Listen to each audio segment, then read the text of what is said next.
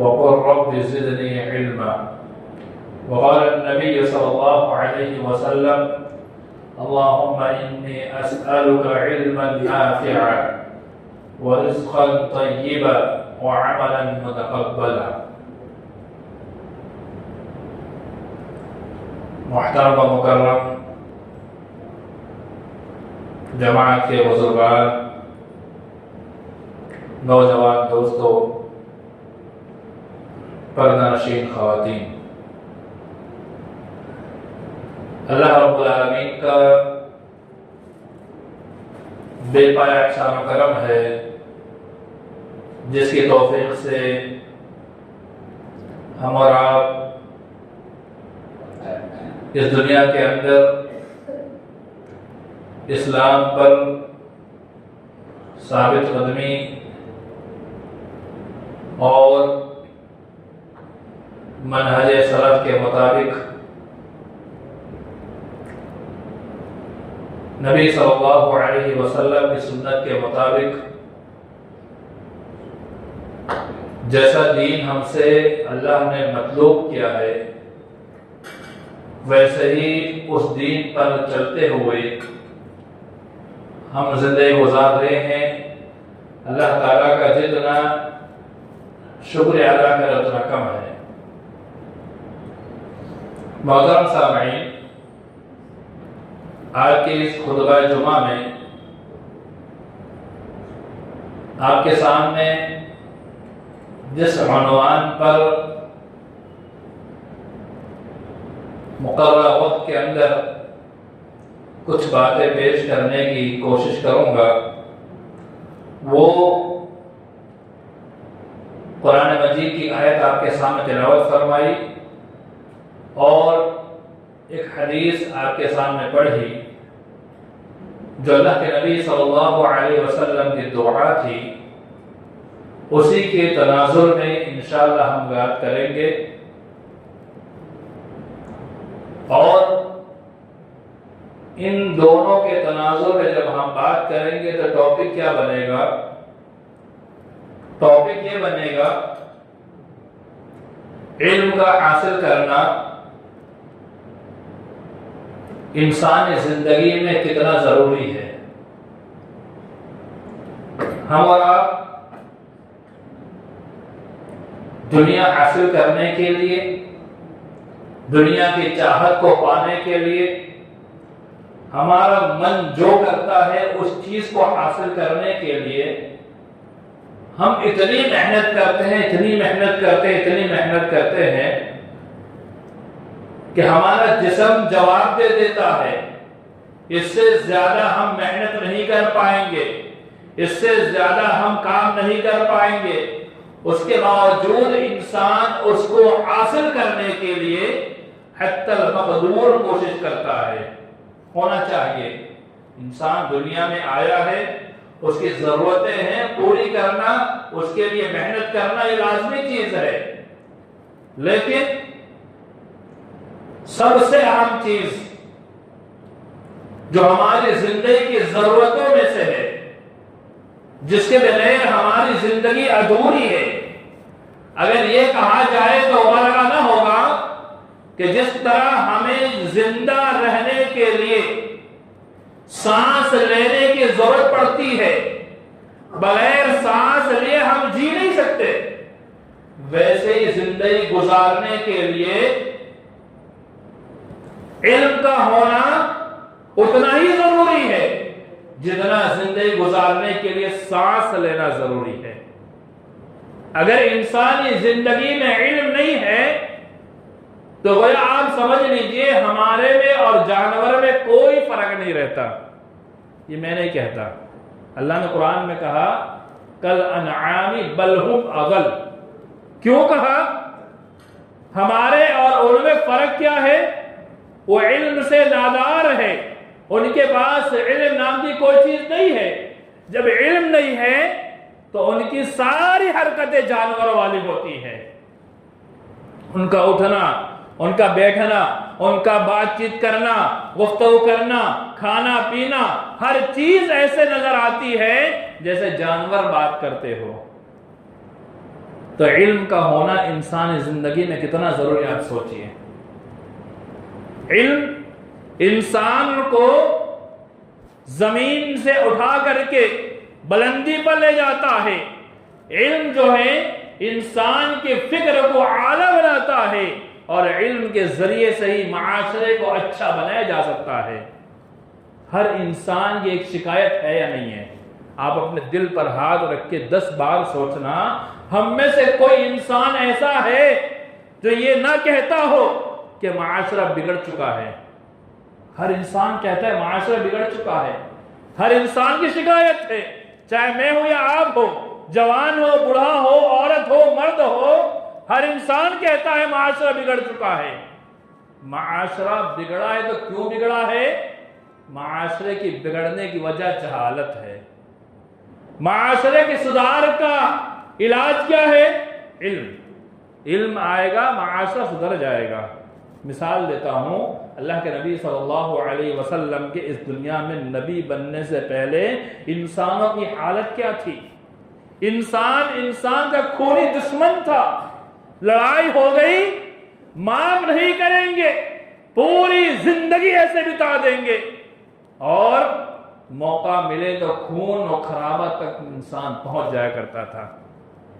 بیٹیاں زندہ درگور کی جاتی تھی. کیوں کی جاتی تھی؟ جہالت تھی، علم نہیں تھا. علم آیا، زندہ درگور کرنا ختم ہوا. علم آیا، انسان آپس میں بھائی بھائی ہو گئے، دل سے دل مل گئے، مساوات کا پیغام دیا. جب ہجرت کر کے مدینہ مسلمان آئے تو مسلمانوں نے کیا کیا؟ جس کے پاس 2 بیوی ہے، ایک بیوی کو طلاق دیتا ہو، تم شادی کر لو. علم کے آنے سے کتنا بڑا فائدہ ہوا. جو جانی دشمن ہوا کرتے تھے، مارنے میں تولے رہتے تھے، ختم کرنے کی باتیں کرتے تھے، علم آنے کے بعد کہا کہ ہمارے پاس 2 بیویاں میں طلاق دیتا ہوں، تم شادی کر لو، ہمارے مال میں سے کچھ مال لے لو. عبد الرحمن بن عوف رضی اللہ تعالی عنہ جب وہ ہجرت کر کے آتے ہیں، بڑے تاجر، ان کی تجارت کے سامنے ہم کچھ بھی نہیں ہیں. ہم کتنے تسمار خان بن جائے، اڈانی امبانی کچھ نہیں ان کے سامنے. رب کعبہ قسم، اڈانی امبانی جو ہم آج دن رات نام سنتے اور بولتے نا، عبد الرحمن بن عوف رضی اللہ تعالی عنہ کی مالی تجارت کے سامنے کچھ نہیں ہے، زیرو ہے. ماہرین بتاتے ہیں جتنی ہندوستان کی جی ڈی پی ابھی ہے، اس سے زیادہ مال حضرت عبد الرحمن بن عوف رضی اللہ تعالی عنہ کے پاس تھا. اتنا مال تھا، سرچ کیجئے، آپ ریسرچ کیجئے، بہت مال تھا. ان کے سونے کا کاروبار، اور جس چیز کے اندر وہ ہاتھ مارے وہ کاروبار نہ ہو نہیں سکتا. وہ عبد الرحمن بن عوف جب ہجرت کر کے آتے خالی ہاتھ آتے ہیں. لوگوں نے کہا مال لے لو اور کاروبار چالو کرو. یہ صحابہ کرام کی حیثیت کب ہوئی؟ جہالت تھی، دشمن تھے، معاشرہ خراب تھا، معاشرے کے اندر برائیاں تھی، زناکاری عام تھی، چوری چماری ڈکیتی عام تھی. لیکن جیسے ہی اسلام کی تعلیمات عام ہونے لگی، وہی مسلمان، جب آیت قرآن مجید کی نازل ہوتی ہے کہ جنہوں نے پہلے ظلم کر رکھا ہو، جنہوں نے اپنے آپ پر یہ کر رکھا ہو، وہ کر رکھا ہو، صحابہ کرام ڈر جاتے ہیں. ہم نے کون سا گناہ نہیں کیا ہے؟ ہم نے کون سا گناہ نہیں کیا ہے؟ ہم نے سارے گناہ کر چکے. قرآن مجید میں اللہ تعالیٰ کو آیت نازل کرنا پڑتا ہے کہ نبی صلی اللہ علیہ وسلم آپ میرے بندوں سے کہہ دیجئے جنہوں نے اپنے آپ پر ظلم کر رکھا ہے، اسراف کر رکھا ہے، قل یا عبادی الذین اسرفوا علی انفسہم لا تقنطوا من رحمت اللہ. صحابہ کرام پریشان ہو گئے تھے نا، ہم میں سے کون جس نے گناہ نہیں کیا ہے، معاشرہ خراب جس نے نہیں کیا ہے. کہاں نا امید مت ہو جاؤ، اسلام لائے ہو، تمہارے سارے گناہ معاف ہے. بتانے کا مقصد کیا ہے؟ علم نہیں تھا، جہالت تھی، برائی تھی. علم آیا، برائی ختم ہوئی اور معاشرہ سدھرتا چلا گیا. تو جب ہمارے معاشرے میں علم نہیں ہوگا تو ہم کیا کریں گے؟ جہالت پہ ہوں گے، جہالت پہ ہوں گے. وہی حالت ہماری ہوگی جو زمانہ جاہلیت میں انسان کا تھا، ایک دوسرے کے دشمن، ماحول خراب، معاشرہ خراب، دنیا بھر کے خرافات، دنیا بھر کی چیزیں، یہ علم کی ندارت کی وجہ سے ہوتا ہے۔ اللہ کے نبی صلی اللہ علیہ وسلم نے کیا مانگا؟ قرآن کہتا ہے وَقُلْ رَبِّ زِدْنِي عِلْمًا، اے نبی صلی اللہ علیہ وسلم آپ کہیے رب زدنی علما، اے میرے رب، اے میرے پالنہار، اے میرے پروردگار، زدنی علما، میرے علم میں بڑھوتری عطا فرما۔ کون کہہ رہا ہے؟ کون دعا مانگ رہا ہے؟ آج ہم سوچتے ہیں کہ ہمیں کیا ضرورت پڑھنے کی، ہمیں کیا ضرورت سیکھنے کی، ہمیں کیا ضرورت لگی ہوئی ہے۔ اللہ کے نبی صلی اللہ علیہ وسلم جن کے اوپر شریعت نازل ہوتی ہے، جس پر شریعت نازل ہو جائے، یعنی جس چیز کو ہمیں سیکھنا ہے، ہمیں پڑھنا پڑے گا، محنت کرنی پڑے گی، تب ہمارے پاس اس کا کچھ حصہ آئے گا۔ لیکن جس نبی صلی اللہ علیہ وسلم پر پوری شریعت نازل ہوتی ہے، وہ اللہ سے دعا کر رہا ہے رب زدنی علما، اور دعا کرنے کا حکم کون دے رہا ہے؟ یہ بھی غور کرنے کی چیز ہے۔ اللہ دے رہا ہے وَقُلْ، اے نبی صلی اللہ علیہ وسلم آپ کہیے رب زدنی علما، اے میرے پروردگار میرے علم میں بڑھوتری عطا فرما، اور علم دے، اور علم دے۔ تو ہمیں کیا یہ دعا نہیں مانگنا چاہیے؟ ہمیں ہر دم، ہر قدم، جب موقع ملے اللہ سے دعا کرنا چاہیے رب زدنی علما، رب زدنی علما، رب زدنی علما۔ اور ہمارے تعلق سے اللہ نے کیا کہا؟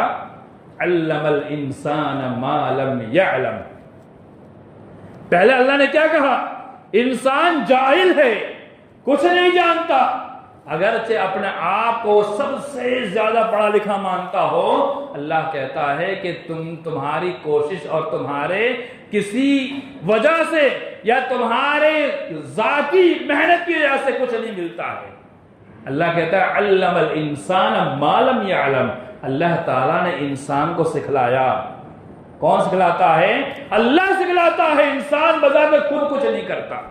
تو ایک بات اور معلوم ہوئی کہ اگر ہم علم کو حاصل نہیں کرتے ہیں، گویا کہ اللہ کی توفیق ہم سے چھین چکی ہے۔ علم حاصل اگر ہم نہیں کرتے ہیں، گویا اللہ کی توفیق ہم سے چھین چکی ہے۔ اب اللہ تعالیٰ سے ہمیں توفیق مانگنا چاہیے، یا اللہ تو مجھے علم حاصل کرنے کی توفیق عطا فرما۔ علم الانسان ما لم یعلم، کہ جو انسان جس چیز کو نہیں جانتا تھا، اللہ نے اسے وہ ساری چیز سکھائی۔ اور یہ علم ایسی چیز ہے جس کے ذریعے اللہ رب العالمین نے انسان کو پوری دنیا پر فوقیت دی۔ اس کی دلیل وَعَلَّمَ آدَمَ الْأَسْمَاءَ، حضرت آدم علیہ السلام کو اللہ تعالیٰ نے کئی چیزوں کے نام سکھائے، اور اس کے بعد وہ فرشتے جو اللہ کے سامنے معزز تھے، ان کے سامنے آدم کو حکم دیا اے آدم تو فلاں فلاں چیزوں کا نام بتا دے۔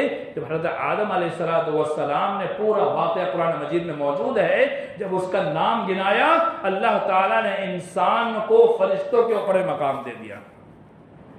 تو علم ایسی چیز ہے جس سے انسان بہت اوپر جاتا ہے۔ اور اللہ کے نبی صلی اللہ علیہ وسلم ایک دعا کیا کرتے تھے، اللہم انی اسألک علما نافعا۔ دعا کون کر رہا ہے؟ اللہ کے نبی صلی اللہ علیہ وسلم۔ آج ہم تو یہ سوچتے ہیں کہ ہمیں تو کیا ہونا ہے۔ میرے مان والے بھائیوں، اللہ کے نبی صلی اللہ علیہ وسلم اللہ سے دعا کرتے تھے، اے اللہ میں تجھ سے سوال کرتا ہوں، یعنی مانگتا ہوں، علما نافعا، کیسا علم؟ نفع بخش علم، فائدہ مند علم، ایسا علم جس کے اندر فائدہ ہو، نقصان نہ ہو، ایسا علم جو ہمیں نقصان نہ پہنچائے یا ہم سے کسی کو نقصان نہ پہنچ جائے، ایسا علم جس کے ذریعے دنیا کو ہم فائدہ پہنچا سکیں، نقصان کسی کو نہ پہنچا سکے۔ اب اس علم نافع کے اندر بہت سارے علوم آ سکتے ہیں، چاہے طب کا علم یعنی ڈاکٹری کا علم ہو، انجینئرنگ کا علم ہو، وکالت کا علم ہو، ججز کا علم ہو، سائنٹسٹ کا علم ہو، یعنی دنیا مافیا کے جتنے علوم ہیں، جن علوم کے ذریعے سے ہم دنیا کو فائدہ پہنچا سکتے ہیں، وہ سارے علوم جو ہے نافع اللہ سے مانگنا چاہیے، اس کے اندر فائدہ ہی فائدہ ہو، نقصان نہ ہو۔ آج ہم پڑھتے ضرور ہے لیکن ہم اللہ تعالیٰ سے مانگتے نہیں کہ اللہ جو میں پڑھ رہا ہوں مجھے صرف اچھا علم دینا، برا علم مت دینا۔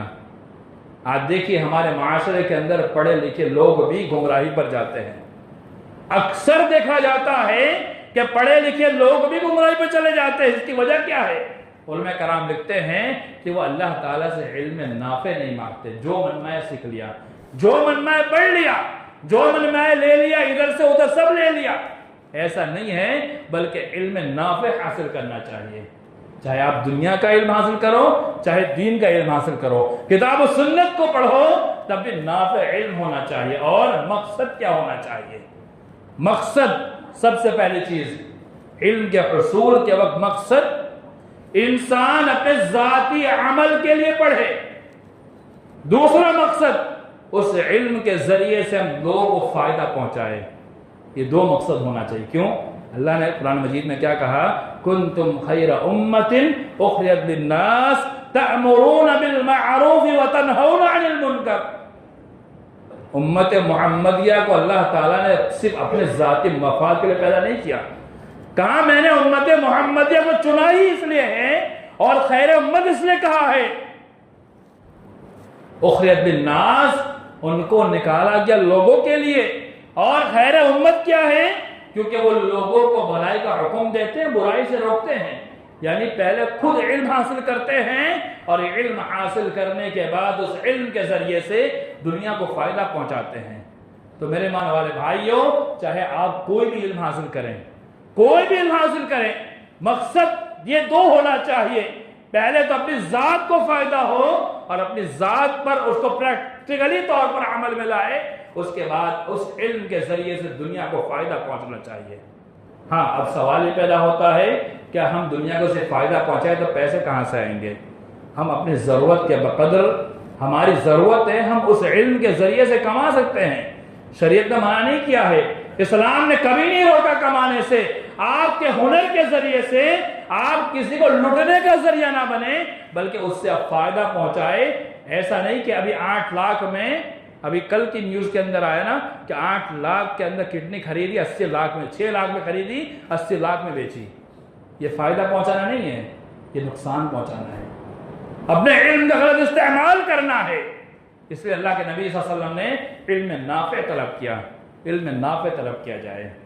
اب آئیے میں تھوڑی وضاحت آگے کروں گا کہ بعض لوگ شاید یہ سمجھ رہے ہو کہ میں سب کو عالم بننے کے لیے کہہ رہا ہوں یا مدرسے میں جا کے ہاسٹل میں پڑھنے کہہ رہا ہوں، نہیں، تھوڑی وضاحت چاہوں گا 10 منٹ باقی اس کے اندر کہ اللہ کے نبی صلی اللہ علیہ وسلم کا فرمان، طلب العلم فریضۃ علی کل مسلم، ہر مسلمان پر علم کا حاصل کرنا فرض ہے۔ امام ابن ماجہ نے اس روایت کو امام ابن ماجہ کے اندر نقل کیا، علامہ البانی رحمہ اللہ نے اس کو کئی طرق کی بنیاد پر صحیح قرار دیا، کہا یہ روایت صحیح ہے کہ ہر مسلمان پر علم کا حاصل کرنا واجب اور فرض ہے۔ اور شریعت نے جب واجب کہہ دیا، فرض کہہ دیا، ہمارے کان ایسے کھڑے ہو جانا چاہیے۔ جب شریعت کسی چیز کو واجب کر دے تو ہمارے اندر رونگٹے کھڑے ہو جانے چاہیے کہ ہم کسی ایک واجب کو چھوڑ تو نہیں رہے۔ تھوڑی وضاحت چاہوں گا کون سا علم واجب ہے، مختصراً عقیدے کا علم، اللہ کی معرفت ہونا ضروری ہے۔ آج دیکھیے مسلمانوں کے اندر اکثر کو اللہ کے بارے میں جانکاری نہیں ہوتی، اللہ کیا ہے، اللہ کی شان کیا ہے، اللہ رب العالمین کون ہے، اس کی ملکیت کیا ہے، دنیا نہیں جانتی ہے۔ بچہ پیدا نہ ہو، دیکھو انسان کہاں کہاں بھٹکتا ہے، رزق میں پریشانی ہے، انسان دیکھیے کون کون سے حربے اپناتا ہے، یہ اللہ رب العالمین کی معرفت کا نہ ہونے کی وجہ سے انسان کرتا ہے۔ اور جب اللہ کی معرفت ہوتی ہے انسان گناہوں سے دور ہو جاتا ہے۔ انسان گناہ کیوں کرتا ہے وہ اللہ کو نہیں جانتا۔ اگر وہ جان جائے کہ اللہ تعالی ہمیں دیکھ رہا ہے، ابھی یہ CCTV کیمرہ لگے ہوئے ہیں، کیا یہاں کوئی چوری کرنا برداشت کرے گا؟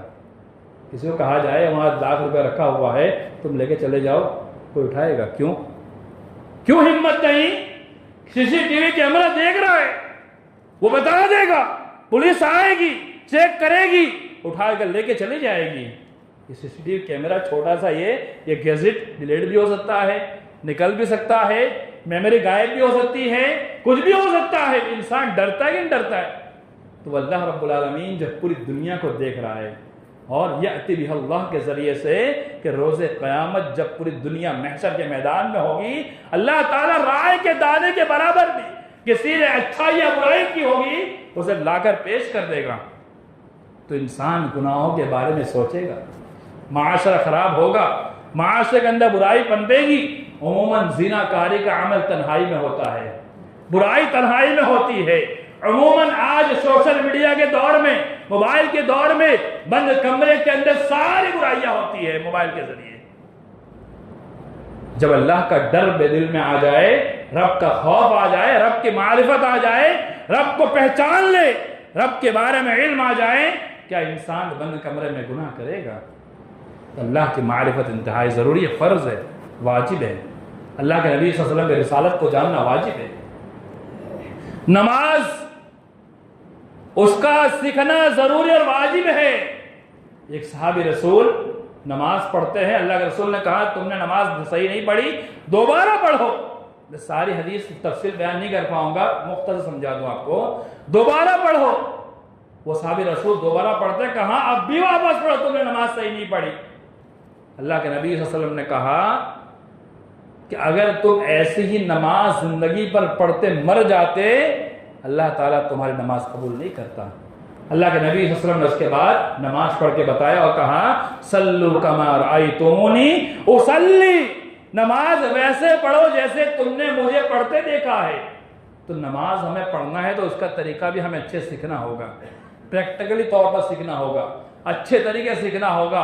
ऐसे नहीं कि हम आए, खड़े हो गए, 2-3 सज्दा कर लिए, 2 सज्दे हो गए, रुकू कर लिया, खड़े हो गए, तशहुद पढ़ ली, होगी नमाज। नहीं, अगर दुआ नहीं आती, दुआ सीखना होगा। हाँ, इब्तिदा इस्लाम के अंदर अल्लाह के नबी सल्लल्लाहु अलैहि वसल्लम ने कहा अगर दुआ नहीं आती सुभान अल्लाह पढ़ के नमाज पढ़ लो। ये कब का मामला था? इब्तिदा इस्लाम का मामला था, हमेशा का मामला नहीं रहा है। आज तो मुसलमान दुनिया माफिया की सारी चीजें याद कर ले, लेकिन दुआ याद करने की बात आए कहाँ नहीं कर पाएंगे। ये कोई बात नहीं हुई, ये कोई उज़्र ही नहीं है, कोई उज़्र नहीं है। दुआ याद की जाए, नमाज का तरीका समझा जाए, सीखा जाए। हम गलत तो नहीं पढ़ रहे, सीखा जाए। तहारत का तरीका सीखा जाए। आज बहुत सारे नौजवान बुलुगत को पहुंच जाते हैं, उन्हें गुस्ले जनाबत का तरीका तक नहीं मालूम होता है, बल्कि गुस्ले जनाबत भी मालूम नहीं होता है। ये हकीकत है, मजाक नहीं है। आपको शायद ऐसा लग रहा हो कि ऐसे ही बोल रहा हूं, नहीं। कई नौजवानों के मैसेज फोन आते हैं, उनकी जवानी को 10-10 साल गुजर जाते हैं, कहते हैं गुस्ले जनाबत क्या होता है। ये जवानों की हालत है। गुस्ले जनाबत नहीं किया तो तहारत कैसे पूरी हुई? वजू नहीं आया तो नमाज कैसे मुकम्मल होगी? नमाज के मुकम्मल होने के लिए वजू शर्त है। अब वजू ही नहीं आएगा, आज बहुत सारे मुसलमान देखिए वजू नहीं करते हैं तो सही तरीके वजू भी नहीं आता है। इसका सीखना वाजिब और फर्ज है, इसको सीखा जाए। उसके अलावा कुरान की तालीम, कुरान पढ़ना, देख कर पढ़ना, कम से कम देख कर पढ़ना सीखना वाजिब और जरूरी है, क्योंकि हमारी दीनी किताब है, उसको पढ़ना जरूरी है, उसको सीखना वाजिब फर्ज है। हम कैसे सीखेंगे? हमारी उम्र निकल चुकी है। एक बात सुन लीजिए, आप सहाबे कराम के अंदर ऐसी कोई मिसाल दिखा दीजिए कि सारे सहाबे कराम ने बचपन में मकतब में कुरान सिखाओ। एक मिसाल दे दीजिए। सारे सहाबा क्या जिन्होंने सिर्फ मकतब में कुरान सीखा, बचपन में कुरान सीखा? चंद सहाबा कराम मिलते हैं जिन्होंने इब्तिदा इस्लाम यानी बचपन में इस्लाम कबूल कर लिया, या उनकी पैदाइश इस्लाम पर हुई है, उन्होंने बचपन में सीखा। लेकिन जिन सहाबा कराम ने 40-40, 50-50 साल की उम्र में इस्लाम कबूल किया, क्या उन्होंने कुरान नहीं सीखा, दीनी तालीम हासिल नहीं की? सीखने की कोई उम्र नहीं होती है। जब जगो तब सवेरा, ये हमेशा याद रखना है। जब इंसान जग जाए वहीं से सवेरा, ये मुहावरा मशहूर है ना, इसको हम यहां क्यों नहीं अप्लाई करते हैं? सीखने की कोई उम्र नहीं होती है, कोई उम्र नहीं होती है। जब इंसान को मौका मिल जाए तब सीखे। 24 घंटे के अंदर अगर 1 घंटा हम अपनी जिंदगी का हम दे दे, زیادہ نہیں، صرف 1 گھنٹہ علم سیکھنے کے لیے. وہ بھی کون سا علم؟ شریعت کا علم، قرآن حدیث کا علم. جو ہم مسلمان ہیں اس لیے سیکھنا ضروری ہے. ہم مسلمان ہیں، یہ جملہ ہمیشہ رکھنا. بہت تاریخی جملہ بول رہا ہوں. کیوں سیکھنا ضروری ہے؟ ہم مسلمان ہیں اس لیے سیکھنا ضروری ہے. اگر ہم مسلمان ہو کر کے ہماری شریعت کی بنیادی اور بیسک اور بڑی بڑی چیزیں بھی نہ سیکھے تو ہم مسلمان کس چیز کے لیے بنائے گئے؟ ہمارے میں اور غیر میں فرق کیا رہتا ہے؟ تو آج تو ظلم تو یہ ہے کہ امام صاحب اگر 5 منٹ کا درس دیتے ہیں وہ بھی انسان کو بھاری پڑتا ہے. 24 گھنٹوں کے اندر کیا 10 منٹ کو اپنے کاروبار کے علاوہ ہم نہیں نکال سکتے ہیں؟ اللہ کی قسم اگر اس درس سے ہمیں تکلیف ہے، ہمارا ضمیر مر چکا ہے. میں تھوڑا بھاری جملہ بول رہا ہوں لیکن ہمارے ضمیر کو زندہ کرنے کے لیے، بیدار کرنے کے لیے میں جملہ کہہ رہا ہوں. اگر 10 منٹ کا قرآن کا درس ہم نہیں سن سکتے ہیں، حدیث نہیں سن سکتے ہیں اور اٹھ کر بھاگنے لگ جائے، اللہ کی قسم ہمارا دل مر چکا ہے. ہمیں اللہ سے توفیق مانگنا چاہیے. جب دل مر جاتا ہے نا تو اس کو بیدار کرنے کے لیے علم کی ضرورت ہوتی ہے. علم آئے گا، بیداری آئے گی. اور آج دیکھیے معاشرے کے اندر آج ہمارے کتنے نوجوان مرتد ہوتے جا رہے. ایکس مسلم کا پورا ٹانڈا یوٹیوب پر دیکھیے. آپ یوٹیوب پر ایکس مسلم سرچ کیجئے. کس سے کہا تھا ایکس مسلم؟ ایکس مسلم یعنی جو پہلے مسلمان تھے اب مسلمان یعنی اسلام کو چھوڑ کر کے بدل چکے ہیں. یہ پوری لمبی فہرست نظر آئے گی. یوٹیوب پہ سرچ کیجئے. آپ ہر آئے دن کوئی نہ کوئی ایکس مسلم بن کر کے یوٹیوب پہ آ رہا ہے، گیان بانٹ رہا ہے، تعلیم دے رہا ہے. یہ کیوں ہوتا ہے؟ اس لیے ہوتا ہے کہ ہم نے شریعت کی تعلیم سے اپنا آپ کو دور رکھا. اگر 24 گھنٹے میں ہم 10 منٹ 15 منٹ 20 منٹ 25 منٹ آدھا گھنٹہ 1 گھنٹہ شریعت کو نہیں دے سکتے ہیں، اسلام کو نہیں دے سکتے ہیں، جن صحابہ کرام نے اپنی پوری زندگی اسلام کو دے دی، اپنی پوری زندگی، وہ بھی کہاں؟ اے سی کی ٹھنڈی ہوا میں نہیں، تپتی ہوئی ریت کے اوپر. سامنے ہتھیار برس رہے ہیں، تلواریں چل رہی ہے، نیزے برس رہے ہیں. 1 سیکنڈ کے بعد موت. اس حالت میں صحابہ کرام نے اسلام کے لیے پوری زندگی اپنی دے دی کہ ہم اپنے 24 گھنٹوں میں سے اسلام کے لیے گھنٹہ نہیں لے سکتے سیکھنے کے لیے. ایک مثال دے کے بات ختم کرتا ہوں.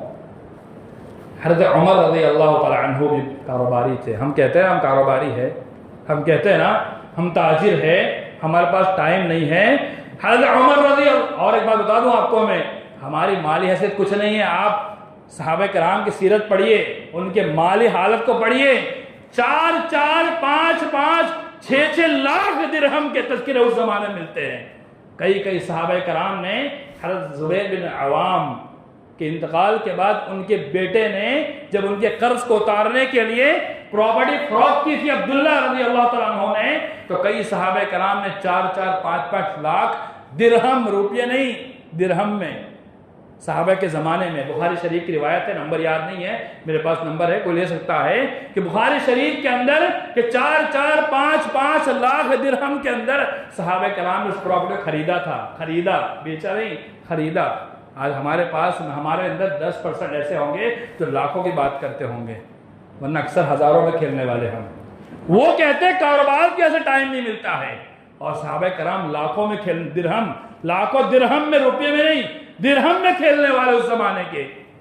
حضرت عمر رضی اللہ تعالیٰ عنہ بھی کاروباری، ہمارے جیسے کاروباری تھے نا.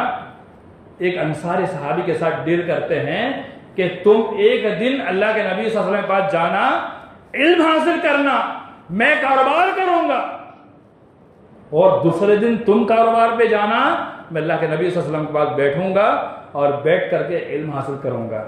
جو میں سیکھوں گا تمہیں بتا دوں گا، تم جو سیکھنا مجھے بتا دینا.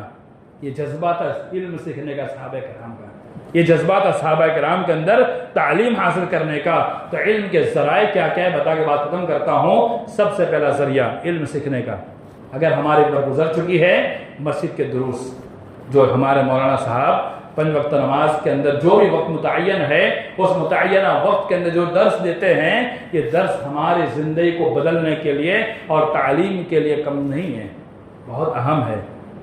سلسلہ وار درس چلیں، زندگی بھر اگر درس چلیں اور اس سے سیکھنے کی کوشش کریں، ہم بہت کچھ سیکھ جائیں گے۔ اور ایک بات میں ہمیشہ کہتا ہوں، آج بھی کہہ دوں کہ رمضان کی تراویح کے اندر مسلمان کیا سوال کرتا ہے کہ مولانا صاحب جو تراویح پڑھاتے ہیں کیا ہم پیچھے قرآن لے کے سن سکتے ہیں یا نہیں سن سکتے؟ ہمارا سوال ہوتا ہے نہیں ہوتا ہے؟ مسلمان پوچھتے ہیں کہ تراویح پڑھانے والے امام کے پیچھے کیا ہم قرآن کھول کے سن سکتے ہیں نہیں سن سکتے؟ وہ تو نماز کی حالت میں اس میں ضرورت کیا ہے سننے کی، موبائل دیکھ کر کے یا قرآن دیکھ کر کے؟ جہاں قرآن دیکھ کر سننا ہے وہاں مسلمان نہیں سنتا ہے۔ جب مولانا صاحب درس قرآن دے تو ہماری ذمہ داری بنتی ہم بھی قرآن لے کے بیٹھے، تاکہ جو آیت مولانا صاحب پڑھ رہے ہیں وہ آیت ہم بھی دیکھیں، ہم اس کے نظر دوڑائیں، کیا بیان ہو رہا ہے، کیا باتیں بتائی جا رہی ہیں، ہمیں سیکھنا چاہیے۔ درس حدیث ہوتی ہے، ہمیں سیکھنا چاہیے۔ دوسرا ذریعہ یہ جو ہفتہ واری دروس، ماہانہ پروگرام، یہ بھی علم کے حصول کا ذریعہ ہے۔ جمعہ کے خطبے، یہ بھی علم کے حصول کا ذریعہ ہے۔ ایک بہت بڑے عالم پڑوسی ملک کے مولانا حنیف صاحب کے بارے میں آتا ہے کہ انہوں نے جمعہ کے خطبے کے اندر پورا قرآن بیان دیا۔ جمعہ کے خطبوں کے اندر ان کی زندگی، پوری زندگی خطبوں میں جو گزرتی ہے، کہا ایک ہی مسجد کے اندر انہوں نے پوری زندگی خطبہ دیا اور قرآن مجید کی سورہ فاتحہ سے لے کر سورہ ناس تک مکمل خطبہ بیان کیا۔ تو خطبہ جمعہ بھی ذریعہ ہے۔ ایک اور ذریعہ مکتب۔ ہم یہ سوچتے ہیں مکتب جو ہے صرف بچوں کے لیے ہے نا، نہیں، یہ غلط سوچ ہے ہماری۔ یہ مکتب بچوں کے لیے تو صرف نہیں ہے، مکتب یعنی جہاں پڑھنا لکھنا سکھایا جاتا ہو، وہاں پر عمر کی کوئی قید نہیں ہوتی ہے۔ یہ گورنمنٹ رولز کے اعتبار سے جو نصاب تعلیم یا نظام تعلیم بنتا ہے وہ الگ چیز ہے، لیکن ہم دین کے اندر تو آزاد ہے نا، دین سیکھنے میں تو آزاد ہے نا۔ ہم اس کے اندر وقت دے، 1 گھنٹہ 2 گھنٹہ جو صبح کا وقت ہے، نیند قربان کرنی پڑے گی۔ نیند سے کچھ حاصل نہیں ہوتا ہے، نیند قربان کر، رات کو جلدی سو جائیے۔ رات کو ہم 2-3 بجے ہماری رات ہوتی ہے، ہم جلدی رات کر لیں اور صبح فجر میں اٹھ جائے۔ اللہ کے نبی صلی اللہ علیہ وسلم نے تو یہاں تک کہا جو صبح سویرے قرآن مجید کی آیت سیکھتا ہے یا سکھاتا ہے، پڑھتا یا پڑھاتا ہے، اصفہان میں جا کر کے سرخ اونٹ کی تجارت سے بہتر ہے، یعنی کاروبار سے بہتر بتایا ایک آیت کے پڑھنا پڑھانا۔ جب ہم نیند میں سوتے ہیں اس وقت پڑھنے پڑھانے کو بتایا گیا۔ تو میرے ماننے والے بھائیوں، بتانے کا مقصد یہ ہے کہ ہم تعلیم حاصل کریں، سیکھنا ضروری ہے، علم حاصل کرنا ضروری ہے۔ کچھ واجبی علوم جو ہے اس کو سیکھنا ضروری ہے، اور جو فرض کفایہ والا علم ہے چند لوگ تو کم سے کم سیکھے۔ ہم اتنی بڑی بستی کے اندر کتنے علماء ہم نے پیدا کیے، نفس پر ہاتھ رکھ کے بتانا ہم نے کتنے علماء پیدا کیے۔ علماء اصولیین لکھتے ہیں اگر فرض کفایہ پورا نہیں کیا تو پورا کا پورا معاشرہ گنہگار ہوگا۔ بہت زبردست جملہ بول کے جا رہا ہوں، یہ فتویٰ بھی ہے، مسئلہ بھی ہے۔ فرض کفایہ یعنی اتنے بڑی جماعت پر کتنے علماء ہونے چاہیے؟ ایک ٹیچر کتنے بچوں کو پڑھا سکتا ہے؟ ہم پڑھے لکھے لوگ اسکول کے اعتبار سے نا 20 25 30 بچوں کو پڑھا سکتا ہے۔ اتنے بڑے سماج اور معاشرے کو پڑھانے کے لیے کتنے انسان کی ضرورت ہے؟ کتنے انسان ضرورت؟ 20 لوگ کی کم از کم مان لیں کہ ہم نے 20 عالم بنائے۔ اگر 20 عالم ہم نے نہیں بنائے، رب کعبہ قسم ہم نے فرض کفایہ ادا نہیں کیا، اور فرض کفایہ ادا نہیں کیا، رب کعبہ قسم ہم سب گنہگار ہوں گے۔ رمضان کا وقت کا مہینہ گزر چکا ہے، اکثر مدارس میں داخلے جاری ہے۔ ہم اپنے بچوں کی تعلیم کے لیے ہم کوشش کریں، ان کو پڑھنا لکھنا سکھائیں۔ اگر باہر نہیں جا سکتے تو اپنے علاقے میں شروع کریں، اپنے ہی گھر گھرانے کے بچوں کو جمع کر کے 10 بچوں سے یاد پڑھائیں، لیکن کم از کم ان کو پڑھائیں تو صحیح۔ وہ تعلیم جو دارالعلوم میں ہوتی ہے کیا ہم یہاں مکتب میں نہیں پڑھا جا سکتا؟ اگر کوئی کہتا نہیں ہو سکتا ہے تو آپ 40 سال پہلے چلے جائیے، وہ پڑھائی کیسے ہوتی تھی؟ یہ ہاسٹل کا نظام جو ہے بہت بعد میں آیا۔ پہلے علماء کرام اپنے ہی مسجد کے اندر بیٹھ کر کے بچوں کو سکھاتے تھے، بچے پڑھتے تھے، بچے کیا جوان بوڑھے سب پڑھتے تھے۔ وہ سسٹم آج بھی چالو کیا جا سکتا ہے، کیوں نہیں کر سکتے؟ سب کچھ کر سکتے ہیں۔ اللہ سے دعا اللہ تعالیٰ تمام مسلمانوں کو تعلیم سے جڑنے کی توفیق عطا فرمائے، علم سے ساتھ اپنے آپ کو لگائے رکھنے کی توفیق عطا فرمائے، اور خاص طور پر جو دینی علم ہے، شرعی علم ہے، اس سے جڑنے کی توفیق عطا فرمائے۔ الحمدللہ وحدہ والصلاۃ والسلام علی من بعدہ۔ میں 2 منٹ میں بات ختم کروں گا۔ خواتین کے اوپر میں نے کوئی خاص بات نہیں کی، خواتین کے لیے بھی علم کا نظام بنانا انتہائی ضروری ہے۔ کیوں؟ ہم کتنی دیر گھر میں رہتے ہیں، ہمارے بچوں کے ساتھ زیادہ وقت کون لگاتا ہے؟ ہم باہر چلے گئے کمانے کے لیے، یا بہت سارے لوگ یو پی بہار ادھر سے آئے ہوئے ہیں، ان کی فیملی گھر پہ موجود ہے، تو بچوں کے ساتھ زیادہ وقت کس کا لگ رہا ہے؟ عورت کا لگ رہا ہے نا۔ اگر عورت تعلیم یافتہ ہوگی، وہ سیکھی ہوگی، تو بچوں کو سکھائے گی۔ اور دوسری چیز، آج کے معاشرے کے اندر شادی بیاہ کا معاملہ ہو یا دوسرے جتنے بھی ہمارے معاشرے کے معاملات ہو، سب میں جہالت عام ہے۔ اس کی بنیادی وجہ مرد نہیں ہوتے، خواتین ہوتی ہیں، عورتیں ہوتی ہیں۔ سارے رواج پورے ہونے چاہیے ورنہ شادی نہیں ہوگی، سارے رواج پورے ہونے چاہیے ورنہ شادی نہیں کریں گے، شادی نہیں ہونے دیں گے۔ یہ کون کرتا ہے؟ مرد نہیں کرتے، یہ عورتیں کرتی ہیں۔ کیوں؟ ہم ان کو سکھاتے نہیں، ان میں علم نہیں پہنچ پاتا، وہ علم کے برابر نہیں ہو پاتے، تو پھر یہی ہوگا۔ تو خواتین کے اندر بھی علم پہنچنا، ان کو علم سکھانا، ان کو تعلیم دینا، یہ انتہائی ضروری ہے۔ عائشہ رضی اللہ تعالیٰ عنہا سے کتنی حدیث مروی ہے، کیا دلیل نہیں ہے کہ خواتین کے پاس علم ہونا چاہیے؟ اور بہت سارے صحابیات کے پاس ڈھیر سارا علم تھا، تابعین کے اندر خواتین کے پاس ڈھیر سارا علم تھا۔ اللہ تعالیٰ تمام مسلمانوں کو ذرا علم کی توفیق عطا فرمائے اور دین سے جڑے توفیق عطا فرمائے۔ یا اللہ ہمارے گناہوں کو معاف فرما، یا اللہ ہمارے رمضان کے روزے قبول فرما لے، یا اللہ قیام، عبادات، ذکر و اذکار جو بھی ہم نے کیا اللہ قبول فرما لے، آمین۔ عباد اللہ رحمنی ورحمکم اللہ، ان اللہ یأمر بالعدل والإحسان وإیتاء ذی القربى وینہی عن الفحشاء والمنکر والبغی یعظکم لعلکم تذکرون۔ اذکروا اللہ یذکرکم وادعوہ یستجب لکم، ولا تقل الله تعالى عز وأجل ولا تكبر في الصلاة۔